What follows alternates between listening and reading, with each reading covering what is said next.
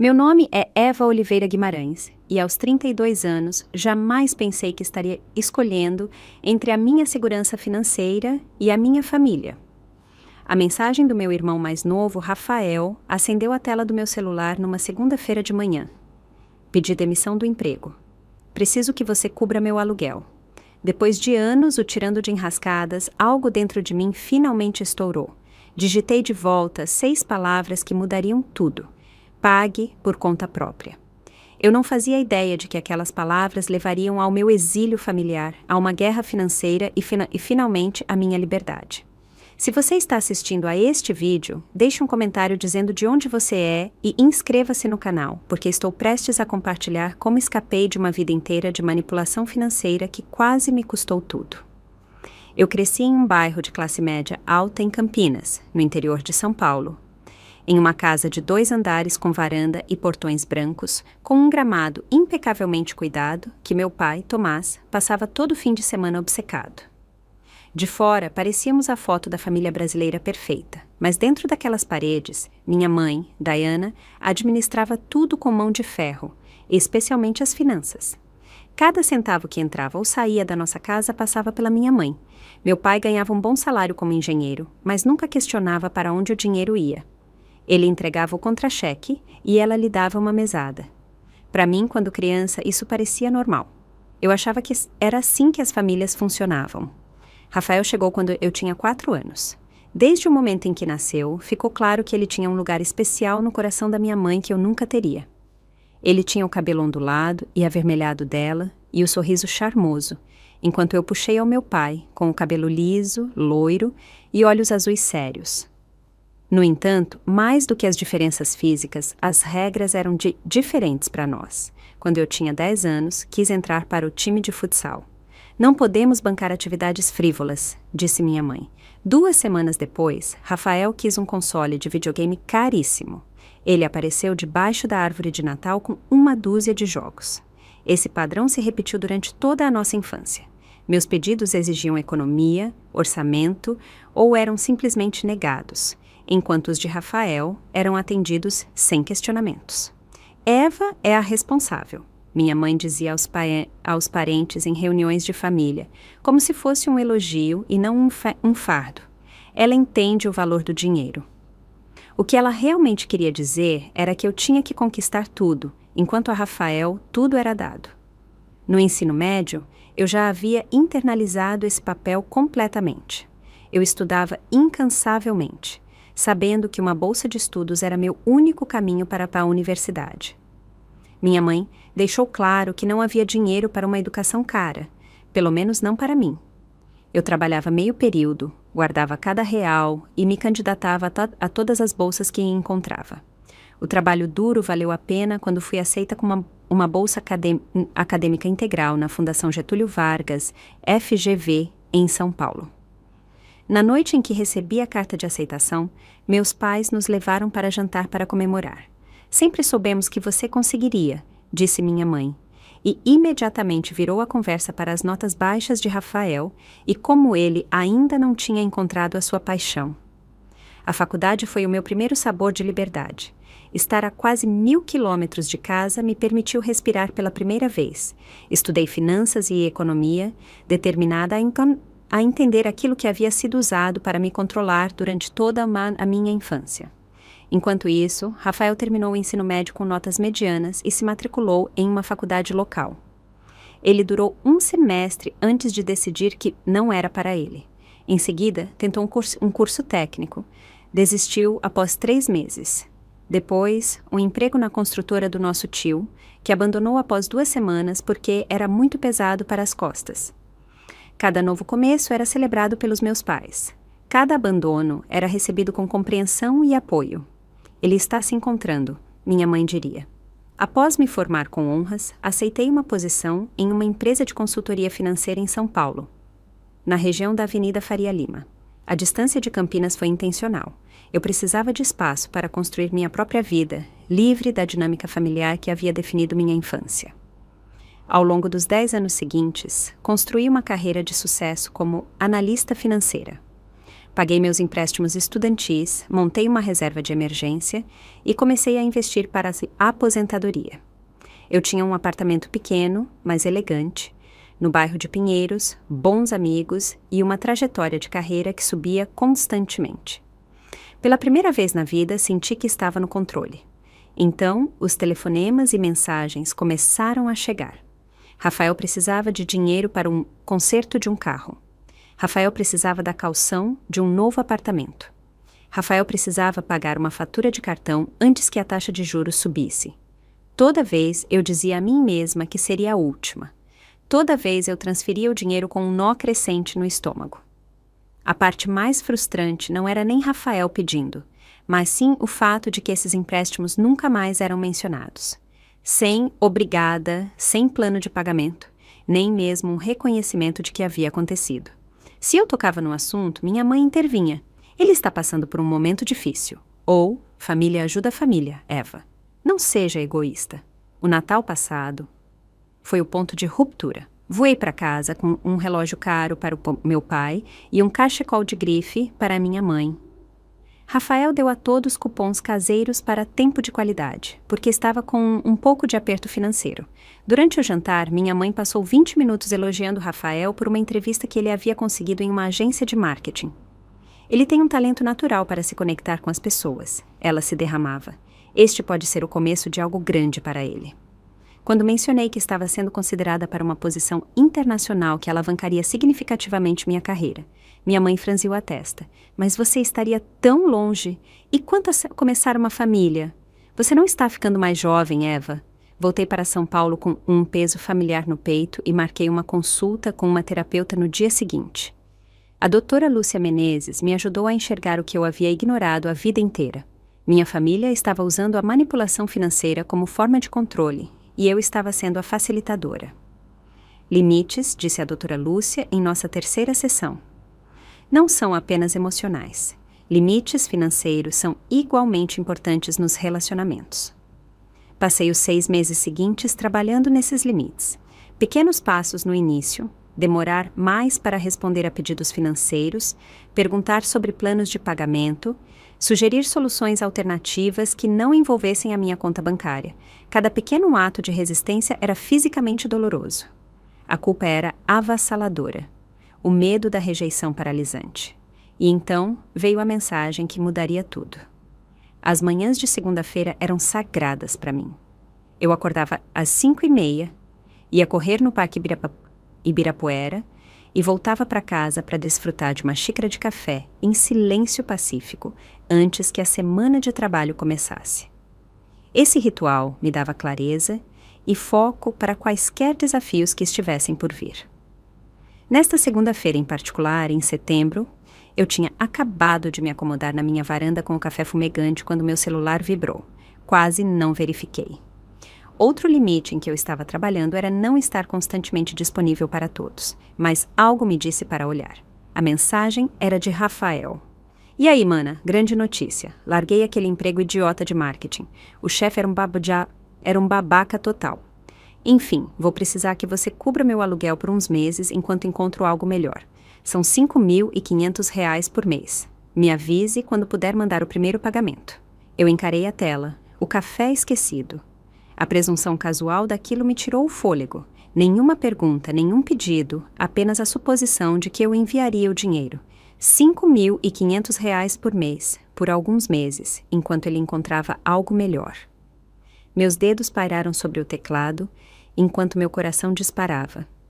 Isso era diferente dos pedidos de emergência. Não era um carro quebrado ou uma conta médica inesperada. Ele havia escolhido largar o emprego sem ter outro na mira. Ele estava me pedindo para financiar uma escolha de estilo de vida. Naquele momento, eu me lembrei dos últimos 3 grandes empréstimos que havia dado a ele. 8 meses atrás, R$15.000 para consertos de carro, depois que ele bateu em um guardrail enquanto digitava no celular. 14 meses atrás, R$22.500 para pagar dívidas de cartão que ele havia acumulado comprando equipamentos de jogos e roupas de grife. 20 meses atrás, R$30.000 para a caução e o primeiro aluguel de seu apartamento de luxo. O mesmo apartamento que agora ele esperava que eu pagasse. Nenhuma dessas quantias jamais tinha sido reembolsada. Nenhum único real. E lá estava ele pedindo R$ 5.500 por mês, indefinidamente. Eu coloquei meu celular de lado e respirei fundo. A voz da doutora Lúcia ecoou na minha mente. O que você diria a um cliente que chegasse a você com essa situação? Que conselho financeiro você daria? A resposta era clara. Isso não era ajudar. Era facilitar e precisava parar. Minhas mãos tremiam enquanto peguei o celular novamente. Digitei as 6 palavras. Pague por conta própria. Então, apertei enviar, antes que pudesse mudar de ideia. 3 pontos apareceram imediatamente. Rafael estava digitando. Depois veio a enxurrada. O que você quer dizer? Eu preciso de ajuda agora. Você está falando sério? É só dinheiro. Você tem de sobra. A mãe vai ficar tão decepcionada com você. Pensei que família deveria se ajudar. Tudo bem, então vou ficar na rua. É isso que você quer? Cada mensagem era uma flecha perfeitamente direcionada às minhas inseguranças e medos mais profundos. A culpa era avassaladora, ameaçando me afogar. Meu dedo pairou sobre o telefone, pronto para voltar atrás, para pedir desculpas, para enviar o dinheiro, apenas para fazer a sensação horrível parar. Em vez disso, silenciei o celular, coloquei-o em uma gaveta e me preparei para o trabalho. Eu tinha uma reunião importante naquela manhã. Minha chefe havia insinuado que havia algo grande a discutir, e eu precisava estar focada. A reunião estava marcada para as 10 horas na sala de conferências com paredes de vidro, com vista para o skyline de São Paulo. Minha chefe, Janaína, já estava lá quando cheguei, junto com o diretor de operações internacionais. Meu coração disparou. Eva, disse Janaína com um sorriso. Ficamos incrivelmente impressionados com seu trabalho nestes últimos anos. Como você sabe, estamos expandindo nosso escritório em Lisboa e precisamos de alguém com sua experiência para ajudar a liderar a equipe de análise financeira de lá. Seria uma missão de 2 anos com um aumento salarial significativo e pacote de realocação. Precisamos que você comece em janeiro. A oportunidade pela qual eu vinha trabalhando há anos estava finalmente sendo oferecida. Uma chance de provar meu valor em um palco internacional, de assumir uma responsabilidade maior, de construir algo novo. Eu gostaria de aceitar a posição. Ouvi-me dizer antes mesmo de ter processado a oferta completa. Estou pronta para este desafio. Janaína pareceu surpresa com minha resposta imediata. Você não quer tirar um tempo para pensar? Discutir com sua família, talvez? Não, eu disse com uma firmeza inesperada. Esta é a minha decisão. Eu quero isso. Enquanto analisávamos os detalhes da posição, uma estranha sensação de leveza começou a se espalhar em mim. Pela primeira vez na minha vida adulta, eu estava tomando uma decisão importante baseada unicamente no que eu queria, sem considerar como isso impactaria minha capacidade de apoiar Rafael ou agradar minha mãe. No final do dia, eu havia assinado o contrato preliminar. Minhas mãos estavam firmes enquanto eu escrevia meu nome na linha pontilhada. O medo ainda estava lá, mas foi ofuscado por algo novo. Orgulho. Orgulho de mim mesma por escolher meu próprio caminho. Enquanto arrumava minha mesa para ir para casa, finalmente verifiquei meu celular. 12 chamadas perdidas. 5 de Rafael, 7 da minha mãe. 23 mensagens de texto. 2 mensagens de voz. Não as ouvi. Em vez disso, liguei para minha amiga mais próxima, Sofia Vasconcelos, e perguntei se ela queria jantar. Fomos ao nosso restaurante italiano favorito e pedimos champanhe. A Lisboa, Sofia brindou, e a Eva, que finalmente está se colocando em primeiro lugar.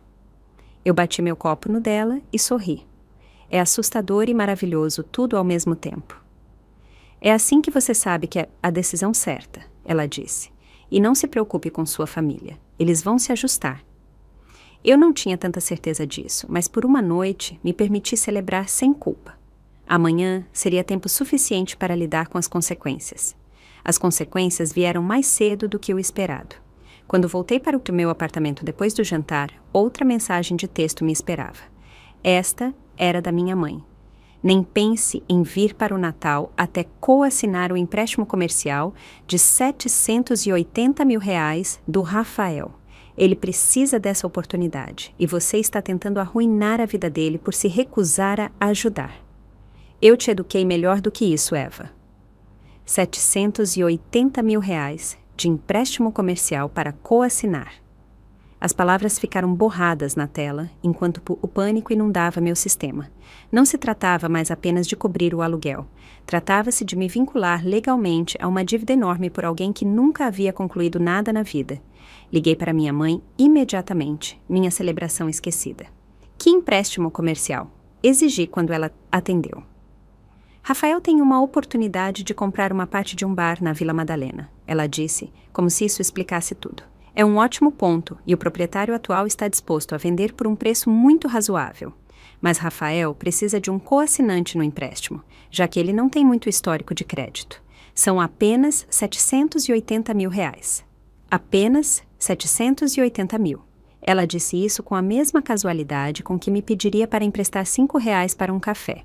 Ele nunca trabalhou em um bar, eu disse.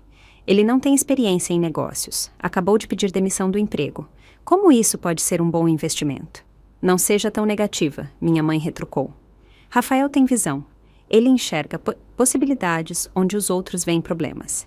Isso é um dom raro. A conversa continuou nesse tom por 20 minutos. Cada argumento lógico que eu apresentava era descartado. Cada preocupação que eu levantava era atribuída a ciúmes ou egoísmo. Quando desliguei, eu estava tremendo de raiva e ansiedade. Este não era um padrão novo. Minha mãe havia usado a manipulação financeira como controle durante toda a minha vida. Quando decidi fazer faculdade de finanças em vez de educação, como ela queria, ela me ameaçou parar de me visitar na faculdade. Por que gastaríamos dinheiro com gasolina para ver alguém que não valoriza nossa opinião? Ela disse. Mudei minha graduação para dupla, em finanças e educação, para apaziguá-la, pegando créditos extras todo semestre a um grande custo pessoal. Quando consegui meu primeiro apartamento em São Paulo e me recusei a dar-lhe uma chave para emergências, ela reteve meus pertences de infância, alegando que não havia mais espaço na casa deles para guardar meu lixo. Tive que pagar por uma passagem aérea de última hora e um carro alugado para recuperar caixas que estavam intocadas no sótão por anos. Dinheiro e coisas materiais nunca eram apenas dinheiro e coisas materiais na minha família. Eram alavanca, controle, poder. Sentei-me no meu sofá no escuro, lutando para respirar enquanto ondas de pânico me invadiam. Isso era abuso financeiro, percebi. A doutora Lúcia havia introduzido no termo em nossas sessões, mas eu havia resistido, pensando que soava muito extremo. Agora eu via claramente. Liguei para Sofia, que veio imediatamente com sorvete e vinho. Você não pode coassinar esse empréstimo, ela disse, firme, depois que expliquei a situação. Você sabe disso, não sabe? Se Rafael der um calote, o que, sejamos honestos, é provável dado o histórico dele, você será responsável pelo valor total. Eu sei, sussurrei, mas ela está ameaçando me cortar da família. Nada de feriados, nenhum contato. Sofia pegou minhas mãos nas dela. Eva, me escute, isso não é amor. Isso é manipulação. Família de verdade não impõe condições assim no relacionamento. Depois que Sofia saiu, sentei-me à mesa da cozinha com meu laptop. Como analista financeira, eu sabia exatamente o quão arriscado seria coassinar um empréstimo desse tamanho. Isso impactaria minha relação dívida à renda, afetando potencialmente minha capacidade de conseguir moradia em Lisboa. E se Rafael desse o calote, devastaria meu crédito e segurança financeira por anos. Mas havia algo mais me incomodando. Comecei a procurar que outros laços financeiros ainda me prendiam à minha família. Os resultados foram chocantes. Eu estava pagando pelo plano de celular da família, todas as 4 linhas. Eu estava pagando pelas assinaturas de streaming que todos usavam. Eu ainda estava listada como o método de pagamento de emergência na conta do e-commerce dos meus pais. Minha mãe tinha um cartão de usuário autorizado para um dos meus cartões de crédito, para emergências. Eu estava pagando pelo serviço de guincho para os carros dos meus pais e de Rafael. A lista continuava. pequenas cobranças mensais que eu havia configurado ao longo dos anos e depois esquecido, ou me sentido culpada demais para cancelar. Juntas, elas somavam centenas de reais todos os meses. À medida que a percepção de quão financeiramente emaranhada eu ainda estava com minha família me atingiu, algo se endureceu dentro de mim. Se minha mãe queria jogar um jogo financeiro pesado, eu também podia jogar. Afinal, eu havia aprendido com a melhor. Com precisão metódica, comecei a cancelar tudo. Retirei-me do plano de celular da família depois de transferir meu número para uma conta nova. Cancelei todas as assinaturas de streaming, removi meu cartão de todas as contas, liguei para a administradora do cartão de crédito e cancelei o cartão de usuário autorizado. A cada cancelamento, eu me sentia simultaneamente mais leve e mais pesada. Mais leve porque estava me libertando da manipulação financeira. Mais pesada porque sabia qual seria a resposta. Às 2 da manhã, eu havia desenrolado todas as conexões financeiras que pude encontrar. As únicas coisas que não pude cancelar imediatamente foram compromissos de longo prazo, como apólices de seguro, que anotei para resolver durante o horário comercial. Desliguei o celular completamente antes de ir para a cama. O amanhã traria lá tempestade, e eu precisava de todo o descanso que pudesse ter antes de enfrentá-la. Acordei às 6 da manhã com o toque insistente do meu telefone fixo. Um telefone que eu mantinha principalmente para emergências de trabalho. Quando atendi, a voz cansada do meu pai se fez ouvir. Eva, sua mãe e seu irmão estão fora de si. Eles tentaram te ligar a noite toda. Respirei fundo. Desliguei meu celular. Eu precisava dormir. Você pode ligá-lo, por favor? Eles precisam falar com você. A culpa na voz dele apertou meu peito, mas me mantive firme. Pai, vou ligá-lo daqui a pouco, mas primeiro preciso que você entenda algo. Eu não vou coassinar esse empréstimo. É financeiramente irresponsável e não serei manipulada a fazê-lo. Houve uma longa pausa. Eu sei, ele finalmente disse, a voz mal audível. Mas você sabe como sua mãe fica. E Rafael, ele está convencido de que este bar é a grande chance dele. Pai, alguém viu um plano de negócios, receitas projetadas, algo que sugira que este é um negócio viável e não apenas mais um dos impulsos de Rafael? Seu irmão tem visão, Eva, ele disse, repetindo as palavras da minha mãe. Visão não paga empréstimos, eu respondi. Preciso ir trabalhar agora, ligo mais tarde. Quando finalmente liguei meu celular, fui recebida com 36 chamadas perdidas, dezenas de mensagens de texto e várias mensagens de voz. As chamadas eram principalmente da minha mãe e de Rafael, mas também havia várias de tias, tios e até da minha prima Tainá, com quem eu não falava há anos. As mensagens de voz variavam da raiva de Rafael. Você está sendo uma completa vadia com isso. As lágrimas da minha mãe. Como você pôde fazer isso com seu irmão, com sua família? E a súplica silenciosa do meu pai. Por favor, ligue para sua mãe, podemos resolver isso. A descoberta mais perturbadora foi uma mensagem de grupo que minha mãe havia enviado para nossa família estendida no WhatsApp. Pedido de oração. Eva abandonou o irmão em seu momento de necessidade e está se recusando a ajudá-lo a garantir o futuro dele. Ela também cortou vingativamente nosso serviço de celular e outras necessidades sem aviso. Por favor, entrem em contato com ela e a ajudem a lembrar a importância da família. Minhas mãos tremeram de raiva ao ler a mensagem. A deturpação flagrante, a humilhação pública, a mobilização de terceiros para me pressionar. Era manipulação na sua forma mais pura. Os telefonemas dos parentes começaram a chegar imediatamente. Minha tia Lúcia. Família, ajuda a família Eva. Meu tio Sérgio. Sua mãe está fora de si. Meu primo Marcelo. Cara, é só ajudar o Rafa. Não é grande coisa. Nenhum deles perguntou o meu lado da história. Nenhum questionou se coassinar um empréstimo de quase R$1 milhão era um pedido razoável. Eles haviam recebido suas ordens de marcha da minha mãe e as estavam seguindo sem questionar. Silenciei meu celular novamente e fui trabalhar. O escritório se tornou meu santuário, um lugar onde as decisões eram tomadas com base em dados e lógica, não em manipulação emocional.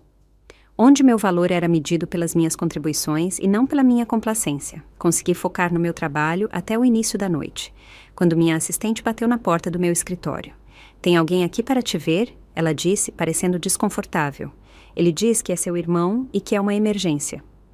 Rafael nunca havia me visitado no trabalho antes. Ele nem sabia onde ficava meu escritório. Ele devia estar desesperado para me rastrear até ali. Eu vou lá fora, eu disse, não querendo trazer o drama familiar para o meu escritório particular. Rafael estava parado na área de recepção, parecendo simultaneamente irritado e arrogante. Ele usava uma jaqueta de couro cara que eu nunca tinha visto e jeans de grife. Não era a aparência de alguém em situação financeira crítica. Precisamos conversar, ele disse quando me viu. Eu o levei para uma pequena sala de conferências e fechei a porta. Como você sequer soube onde eu trabalho? A mãe ligou para sua amiga Sofia e fingiu que precisava te mandar algo importante. A invasão de privacidade me fez o sangue ferver, mas mantive o rosto neutro. O que você quer, Rafael?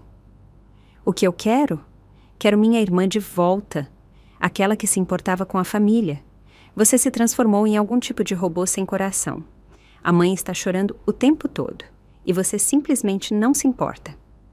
Eu me importo muito, eu disse calmamente, mas eu não vou coassinar um empréstimo desse tamanho para um negócio em que você não tem experiência. Você acha que eu não consigo? Ele disse, o rosto corado. Você sempre achou que era melhor do que eu. Isso não é verdade, mas eu acho que você tem um padrão de começar as coisas e não terminá-las, e isso te torna um devedor de alto risco. A mãe disse que você tem dinheiro de sobra, ele rebateu. Ela disse que você está sendo egoísta. Lá estava. Minha mãe estava me pintando como a rica, a que estava segurando o dinheiro, a que tinha recursos de sobra. Era hora de corrigir essa narrativa. Abri meu laptop e puxei meus registros financeiros. Olhe para isto, Rafael. Estes são meus empréstimos estudantis que ainda estou pagando. Este é o meu aluguel. Estas são minhas contribuições para a aposentadoria. Esta é a minha reserva de emergência. E este é o que eu tenho enviado para você, para a mãe e para o pai nos últimos 5 anos. Ele encarou a tela, sua expressão mudando de raiva para confusão. Mas a mãe sempre disse. A mãe diz muitas coisas. Nem todas são verdade. Eu podia ver as engrenagens girando em sua cabeça. As primeiras rachaduras aparecendo na narrativa que ele havia sido alimentado a vida inteira. Por um breve momento pensei que poderíamos estar tendo um avanço. Então minha mãe entrou. Até hoje, eu não sei como ela passou pela segurança do prédio, mas de repente lá estava ela. O rosto, uma máscara de indignação justa. Então, é aqui que você se esconde para evitar suas responsabilidades familiares, ela disse, olhando ao redor da sala de conferências com desdém. Mãe, olha isso, Rafael disse, apontando para a tela do meu computador. Eva tem nos enviado dinheiro o tempo todo e ela ainda está pagando empréstimos estudantis. Minha mãe mal olhou para a tela. Sua irmã ganha muito dinheiro. Ela pode se dar ao luxo de te ajudar. Ela está escolhendo não ajudar porque sempre teve ciúmes do nosso relacionamento. Assim, o momento de clareza se foi. O rosto de Rafael endureceu novamente quando ele voltou a se alinhar com a versão da realidade da minha mãe. A discussão aumentou rapidamente. Tentei manter a calma e a racionalidade, explicando por que coassinar o empréstimo era financeiramente insustentável, mas minha mãe distorcia cada palavra. Quando mencionei que estava me mudando para Lisboa, ela agiu como se eu tivesse mantido isso em segredo para magoá-los, em vez de ter aceitado a posição no dia anterior. Meu corpo inteiro tremia de ansiedade, mas mantive minha posição. Finalmente, minha mãe entregou seu ultimato. Ou você coassina o empréstimo e mostra que está comprometida com esta família, ou você não faz mais parte desta família. É simples assim. A sala de conferências emudeceu. Rafael parecia desconfortável, mas não a contradisse. Respirei fundo e tomei a decisão mais difícil da minha vida. Então, acho que não faço mais parte da família. O rosto da minha mãe ficou pálido de choque. Ela jamais havia antecipado que eu escolheria a mim mesma em vez da aprovação dela. Em sua visão de mundo, essa opção não existia. Você não está falando sério, ela disse. Estou, eu respondi, minha voz mais firme do que eu me sentia. Eu amo todos vocês, mas não serei mais manipulada, nem com dinheiro, nem com culpa, nem com laços familiares. Eu os acompanhei para fora do prédio em silêncio. Ao chegarmos à rua, minha mãe se virou para mim uma última vez. Você vai se arrepender disso, ela disse. Quando estiver sozinha em um país estrangeiro, sem família a quem recorrer, você vai perceber o que jogou fora. Eu os observei se afastar, sentindo-me simultaneamente vazia e estranhamente em paz. O pior havia acontecido. Eles haviam jogado sua cartada final, a exclusão da família, e eu havia sobrevivido. No dia seguinte, a campanha nas redes sociais começou. Minha mãe postou um apelo sincero por orações por sua filha perdida, que virou as costas para a família em seu momento de necessidade. Ela não me nomeou diretamente, mas todos sabiam de quem ela estava falando. Comentários inundaram a postagem, oferecendo apoio à minha pobre mãe e condenando o egoísmo da filha não identificada. Rafael foi mais direto, postando um textão sobre irmãs privilegiadas que se acham boas demais para a família, e como algumas pessoas amam mais o dinheiro do que as pessoas. Ele me marcou inicialmente, mas removeu a marcação quando alguns dos meus amigos começaram a questionar a versão dele dos fatos. Sofia e meus outros amigos próximos se uniram ao meu redor, contra-argumentando a narrativa onde podiam, mas principalmente apenas oferecendo apoio e validação. Isso é a dinâmica familiar narcisista clássica, meu amigo Miguel Dantas, um psicólogo, me disse durante o jantar. Quando o bode expiatório para de desempenhar seu papel designado, o sistema inteiro entra em crise. Comecei a ver que meu papel na família sempre fora o de provedora, a responsável, aquela com quem se podia contar para ceder sob culpa e obrigação. Ao me recusar a desempenhar esse papel, eu havia perturbado todo o sistema familiar. A reação foi dolorosa, mas previsível. À medida que dezembro se aproximava, mergulhei nos preparativos para a mudança para Lisboa. A equipe internacional havia me encontrado um apartamento mobiliado de 2 quartos no Príncipe Real e eu estava no processo de decidir o que levar, o que armazenar e o que vender ou doar. Separar meus pertences se tornou uma jornada emocional inesperada. Cada item parecia conectado a uma memória ou a uma pessoa, forçando-me a confrontar a realidade do meu afastamento familiar repetidamente. A caixa de madeira entalhada que meu pai havia feito para o meu aniversário de 16 anos, onde eu guardava minhas joias especiais. O enfeite de Natal que minha avó havia me dado antes de falecer. A camiseta desbotada do show que Rafael e eu havíamos comprado juntos na primeira apresentação que fomos sem os pais. A doutora Lúcia me ajudou a processar o luto que vinha com cada descoberta. Você não está apenas fazendo as malas para uma mudança, ela observou. Você está separando os pedaços da sua vida antiga e decidindo o que merece um lugar na sua nova vida. Em nossas sessões, conversamos sobre a diferença entre cortar laços e estabelecer limites, sobre a possibilidade de reconstruir relacionamentos em termos mais saudáveis no futuro, sobre o luto pela perda da família que eu desejava ter em vez da que eu realmente tinha. O afastamento familiar é um tipo especial de perda, ela disse. É ambíguo, porque as pessoas ainda estão lá fora vivendo suas vidas. Você está de luto por um relacionamento que ainda existe, mas que se tornou prejudicial. 2 semanas antes do Natal, recebi uma mensagem inesperada do meu pai pedindo para me encontrar. Combinamos de nos encontrar em um pequeno café no meio do caminho entre meu apartamento e o hotel dele. Fiquei surpresa ao saber que ele estava em São Paulo a negócios e não havia me contado. Ele parecia mais velho do que eu lembrava. As rugas ao redor dos olhos mais profundas, os ombros ligeiramente curvados. Pedimos café e ficamos em um silêncio constrangedor por alguns minutos. Sua mãe não sabe que estou aqui, ele finalmente disse. Ela não entenderia. Eu assenti, esperando que ele continuasse. Eu quero que você saiba que eu entendo por que você não vai coassinar esse empréstimo. É muito dinheiro e o histórico do Rafael não é bom. Ele olhou para o café. Eu tentei dizer isso para sua mãe, mas ela não quer ouvir. Por que ela insiste tanto nele? Fiz a pergunta que havia me assombrado a vida inteira, finalmente ganhando voz. Meu pai suspirou pesadamente. Há algo que você deveria saber sobre sua mãe.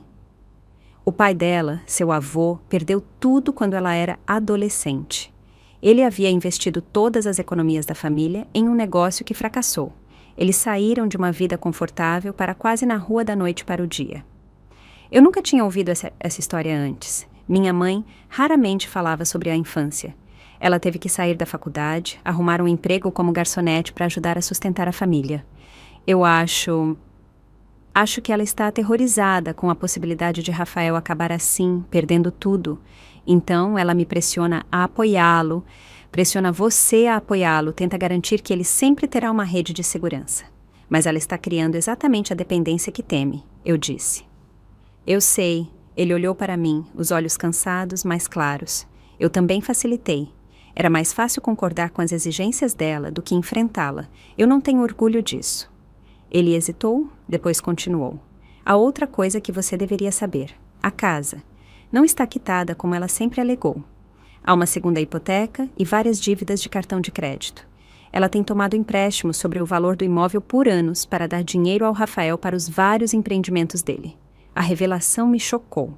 Minha mãe, que me havia sermonado sobre responsabilidade financeira a vida inteira, que havia fiscalizado cada compra minha e criticado meus gastos supostamente perdulários, estava secretamente acumulando dívidas.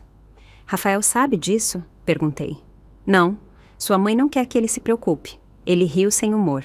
Ela não quer que ele se sinta um fardo. Enquanto continuávamos a conversar, percebi que meu pai também era uma vítima da manipulação financeira da minha mãe, embora fosse alguém que havia sido cúmplice de sua própria subjugação. Ele havia rendido sua autonomia financeira décadas atrás, e agora se sentia impotente para recuperá-la. Por que você não a deixa? Perguntei calmamente. Ele pareceu assustado com a pergunta. Ela é minha esposa. Estamos juntos há 35 anos. Mas você está feliz?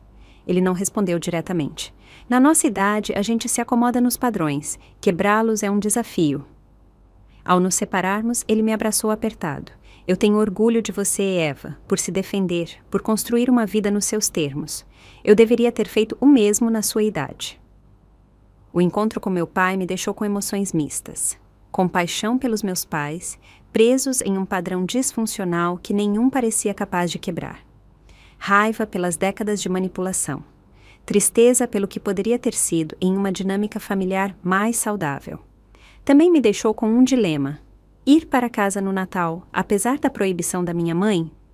Sofia e meus outros amigos em São Paulo me convidaram para me juntar às celebrações deles. Família escolhida ainda é família, Sofia insistiu. Tivemos um lindo jantar pré-natal, onde trocamos presentes, bebemos vinho demais e falamos sobre tudo, exceto a minha situação familiar. Mas, à medida que a véspera de Natal se aproximava, me senti cada vez mais atraída pela ideia de ir para casa, uma última vez, antes de me mudar para Lisboa. Não para ceder às exigências da minha mãe, mas para dizer adeus ao lar que, apesar de tudo, havia me moldado para ter um encerramento. Na noite anterior à minha partida planejada, sentei-me na minha cama, cercada por caixas parcialmente embaladas, e tomei minha decisão. Eu iria, não com presentes caros e um pedido de desculpas, mas com presentes modestos e atenciosos e limites firmes. Comprei para meu pai uma edição de capa dura do último livro de seu autor de suspense favorito. Para minha mãe, uma pequena aquarela da Avenida Paulista na primavera. Para Rafael, um livro de negócios sobre empreendedorismo que havia me ajudado no início da minha carreira. Ao embarcar no avião para Campinas na manhã seguinte, senti uma mistura curiosa de pavor e determinação. Aconteça o que acontecesse nos próximos dias, eu o enfrentaria como a pessoa que eu era agora, e não como a filha complacente que fui treinada para ser. O táxi me deixou em frente à minha casa de infância às 4 da tarde na véspera de Natal. A casa estava decorada de forma tão elaborada quanto sempre, luzes delineando cada detalhe arquitetônico, uma guirlanda gigante na porta e os quebra-nozes em tamanho real, ladeando os degraus da frente que minha mãe tirava todos os anos. Fiquei parada na calçada por um longo momento, reunindo coragem antes de caminhar até a porta da frente. Eu tinha uma chave, mas escolhi tocar a campainha. Este não era mais o meu lar. Eu era uma visitante agora. Meu pai atendeu, os olhos arregalados de surpresa. Eva, você veio. Ele me puxou para um abraço apertado, sussurrando. Sua mãe não sabe que você estava vindo. Entrei na casa. Os cheiros familiares de pinho e canela trouxeram uma onda de memórias. Minha mãe estava na cozinha, de costas para mim, enquanto arrumava biscoitos em um prato de servir. Rafael estava estirado no sofá, rolando a tela do celular. Olha quem está aqui. Meu pai anunciou, a voz excessivamente alegre. Minha mãe se virou, o rosto mudando rapidamente de choque para raiva, e, finalmente, para um sorriso forçado. Eva, que surpresa! Rafael levantou o olhar, a expressão indecifrável. E aí? A tensão na sala era palpável. Minha mãe enxugou as mãos no avental, o movimento rígido. Bom, suponho que você possa ajudar a pôr a mesa para o jantar. Teremos convidados chegando em 1 hora. Nenhum. Como você está? Nenhum. Senti sua falta. Apenas a atribuição direta de tarefas, como se eu fosse uma empregada atrasada, e não sua filha. Eu coloquei minha pequena sacola de presentes no chão. Eu trouxe isso para vocês. Nada caro, apenas pequenas coisas que pensei que pudessem gostar. Minha mãe olhou para o papel de embrulho simples com desdém mal disfarçado. Que atencioso! Vou colocá-los debaixo da árvore. A noite prosseguiu com uma polidez excruciante à medida que a família estendida chegava para o tradicional jantar da véspera de Natal. Minha tia Susana, irmã da minha mãe, tio Roberto e seus 3 filhos, o irmão do meu pai, Francisco, e sua esposa, Júlia. Todos faziam uma conversa superficial e forçada, evitando cuidadosamente qualquer menção ao drama familiar que claramente havia circulado em telefonemas e mensagens de texto sussurradas. Eu podia sentir os olhos curiosos deles sobre mim durante todo o jantar, imaginando se eu era a vilã que minha mãe havia pintado, imaginando que tipo de filha se recusava a ajudar o irmão, imaginando por que eu estava ali, se era tão egoísta e insensível. O ponto de ruptura veio durante a sobremesa. Minha mãe, talvez encorajada por sua 2ª taça de vinho, pigarreou para chamar a atenção. Já que estamos todos reunidos aqui como família, ela começou, a voz assumindo o tom de mártir que eu conhecia tão bem, quero agradecer a todos pelas orações e apoio durante este momento difícil. Como sabem, Rafael tem uma oportunidade de negócio maravilhosa, mas certas pessoas não estão dispostas a ajudá-lo a perseguir seus sonhos. Todos os olhos se voltaram para mim. O silêncio na sala era ensurdecedor. Algo dentro de mim estourou. Anos de sentimentos reprimidos, o ressentimento, a mágoa, a raiva vieram à tona. Mas em vez do desabafo emocional que minha mãe claramente esperava provocar, falei com calma e clareza. Acho que é hora de falarmos sobre a manipulação financeira nesta família. O rosto da minha mãe empalideceu. Este não é o momento nem o lugar, Eva. Na verdade, já que você tocou no assunto na frente de todos, acho que é exatamente o momento e o lugar. Por anos, esperaram que eu tirasse Rafael de enrascadas, sempre que ele precisava de dinheiro. Eu tenho pago contas de celular, serviços de streaming e despesas de emergência sem reclamar. Mas coassinar um empréstimo de R$780 mil ultrapassa um limite. E quando eu me recusei, me disseram que eu não era bem-vinda nesta família. As expressões chocadas ao redor da mesa me disseram que a versão dos acontecimentos da minha mãe havia sido significativamente editada. Isso não é verdade, minha mãe gaguejou. Eu nunca disse que você não era bem-vinda. Apenas disse que as ações têm consequências. Você literalmente me mandou uma mensagem para eu não vir para o Natal a menos que eu coassinasse o empréstimo, eu disse. Essas foram suas palavras exatas. Rafael, que estava estranhamente quieto, de repente se manifestou. Mãe, você disse isso mesmo para ela? O rosto da minha mãe corou. Eu estava chateada. Eva sabe que eu não quis dizer isso literalmente. Na verdade, eu disse. Acho que você quis dizer isso muito literalmente. Assim como você quis dizer quando disse ao Rafael que eu tenho dinheiro de sobra e posso facilmente bancá-lo. O que não é verdade, como eu mostrei a ele quando ele foi ao meu escritório. Rafael olhou para nossa mãe. Eva me mostrou as finanças dela, mãe. Ela ainda está pagando empréstimos estudantis. Ela não é tão rica quanto você estava dizendo. Um burburinho percorreu a mesa. A narrativa cuidadosamente construída da minha mãe estava começando a desmoronar. Bom, ela ganha mais do que o suficiente para ajudar o irmão. Minha mãe insistiu. Ela sempre foi egoísta com o dinheiro dela. É por isso que você nunca me contou sobre a segunda hipoteca na casa? Perguntei calmamente.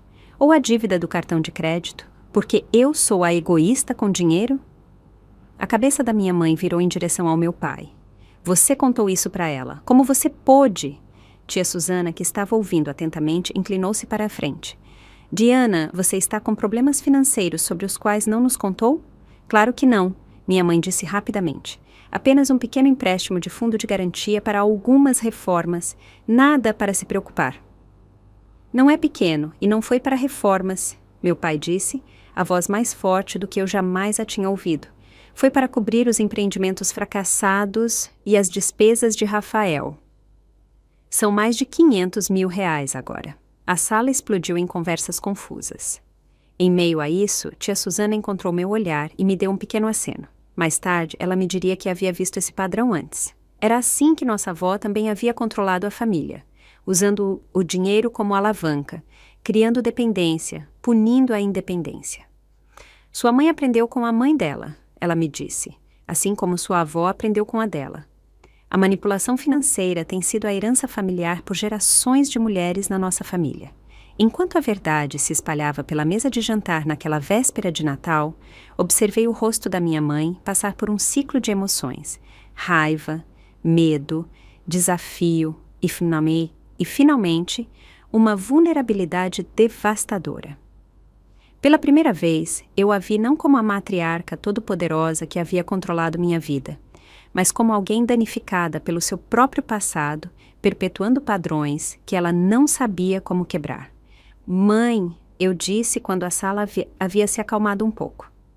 Eu entendo agora porque você tem tanto medo de Rafael acabar como o vovô, perdendo tudo, mas você não vê que, ao torná-lo dependente de esmolas, você não está ensinando-o a ser financeiramente estável? Você está ensinando-o a depender dos outros em vez de si mesmo. Eu só estou tentando ajudá-lo, ela disse, a voz fraca. Eu sei, mas há maneiras melhores de ajudar. Virei-me para Rafael. E você precisa entender que eu me importo profundamente com você, mas não posso ser seu caixa eletrônico pessoal. Não é bom para nenhum de nós. Rafael parecia envergonhado, mas assentiu.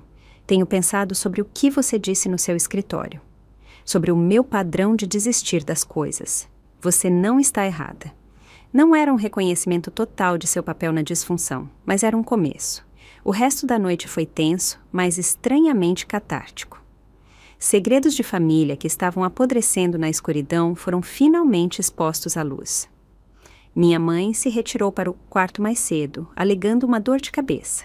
Meu pai, parecendo exausto e aliviado, agradeceu por eu ter vindo. Precisava ser dito, ele sussurrou. Tudo isso. Eu não fiquei na casa naquela noite. Eu havia reservado um quarto de hotel na cidade, antecipando que poderia precisar de um território neutro. Enquanto eu me afastava da minha casa de infância, senti uma mistura complexa de tristeza e libertação. O confronto havia sido doloroso, mas necessário. A verdade havia sido dita, mas o dano aos nossos relacionamentos poderia ser irreparável. No meu quarto de hotel, liguei para Sofia para atualizá-la. Parece que você se manteve firme, ela disse com orgulho. Como você se sente? Como se eu tivesse perdido e me encontrado ao mesmo tempo, eu respondi.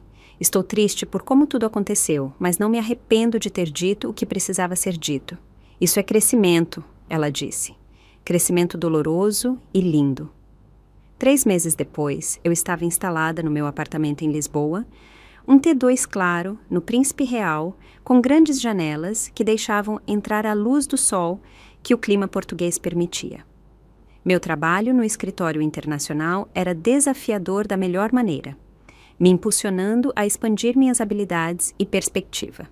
Eu havia feito alguns amigos no trabalho e estava lentamente construindo uma vida nesta nova cidade. A transição não foi fácil.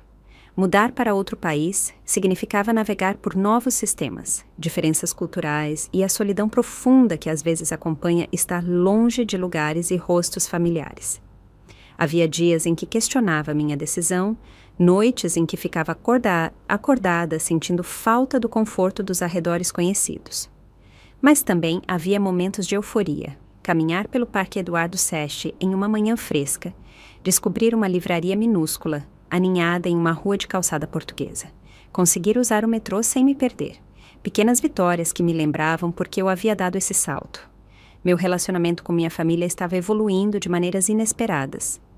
Meu pai e eu fazíamos videochamadas semanais, conversas que pareciam mais honestas e iguais do que qualquer uma que tínhamos tido antes. Ele havia começado a fazer terapia também, trabalhando décadas de passividade e codependência. Eu deveria ter te defendido mais, ele me disse durante uma ligação, tanto quando você era criança quanto nos últimos anos. Eu sinto muito por isso. Você também estava preso na teia dela, pai, eu disse. Todos nós estávamos. Minha mãe e eu tínhamos contato limitado. Ela havia enviado um breve e-mail depois que me mudei, formal e distante, sem fazer menção ao nosso confronto de Natal. Eu respondi com igual brevidade, deixando a porta aberta para futuras comunicações sem me estender demais. A cura, se fosse acontecer, exigiria tempo e mudança de comportamento de ambos os lados. A maior surpresa foi Rafael. Um mês após o Natal, ele havia encontrado um emprego em uma agência de marketing, sem nenhuma ajuda da família. Ele havia se mudado para um apartamento menor que podia pagar sozinho. Ele também havia começado a fazer terapia, começando a desempacotar as maneiras pelas quais a dinâmica familiar havia moldado suas expectativas e comportamento. Eu nunca percebi o quanto a mãe me mimava, ele disse durante uma de nossas chamadas telefônicas ocasionais. Ou quanta pressão ela colocava em você para ser a responsável. Não foi justo com nenhum de nós. Ele ainda era Rafael, impulsivo, carismático, levemente egocêntrico, mas havia uma nova consciência nele, uma disposição para examinar seu papel no sistema familiar que me dava uma esperança cautelosa para o crescimento dele. A paz financeira que eu sentia era talvez a mudança mais profunda. Pela primeira vez na minha vida adulta, cada real que eu ganhava era verdadeiramente meu. Não havia chamadas inesperadas para fundos de emergência. Nenhum pedido cheio de culpa por empréstimos que nunca seriam pagos.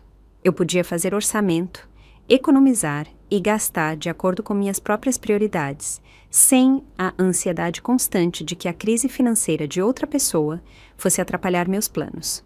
Eu tinha acabado de chegar em casa do trabalho em uma sexta-feira, no final de março, quando meu celular tocou com uma videochamada de Rafael, algo incomum. Adivinha onde eu estou? Ele disse quando atendi. O fundo mostrava o que parecia ser um terminal de aeroporto. Não faço ideia, eu respondi intrigada.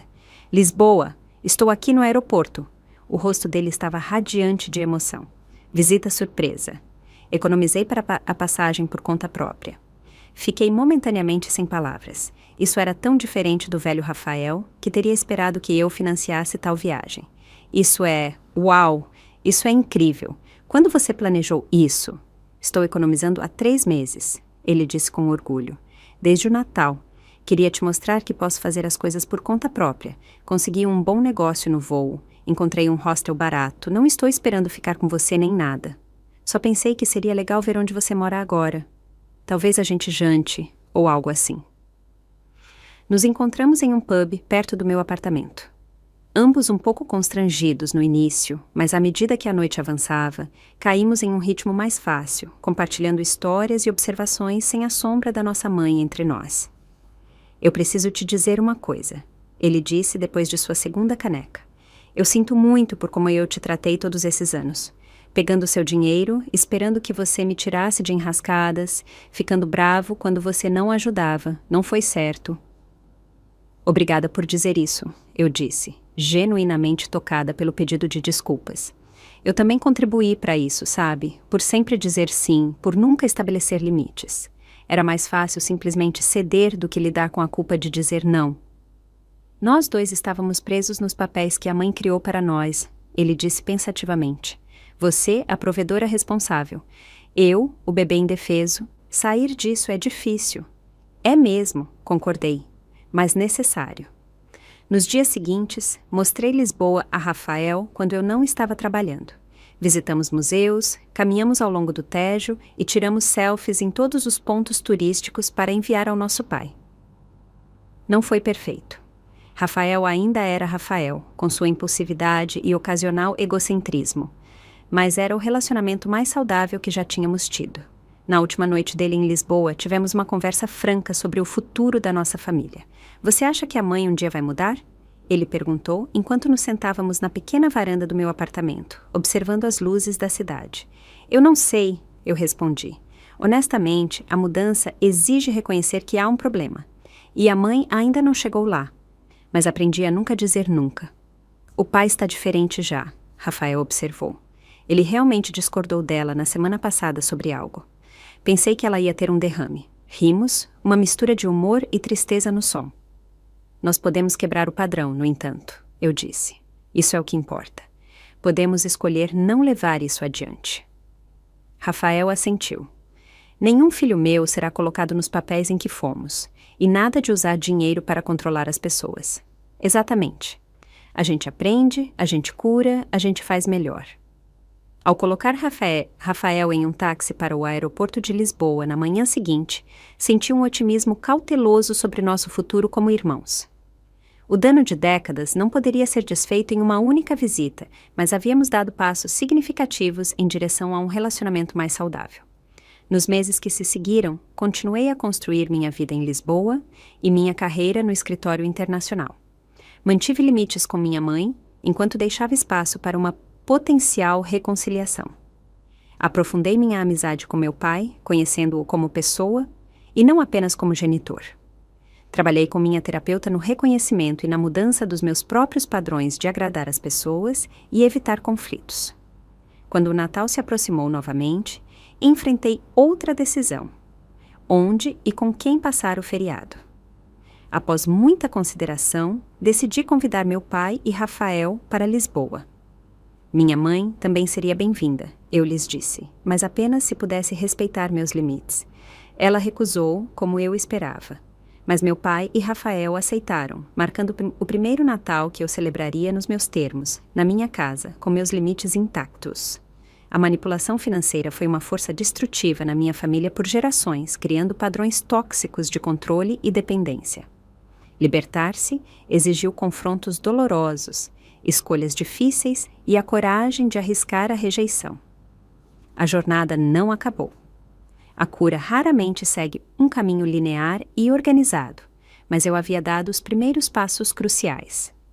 Se você está assistindo a isso e reconhecendo padrões semelhantes na sua própria família, saiba que você não está sozinho.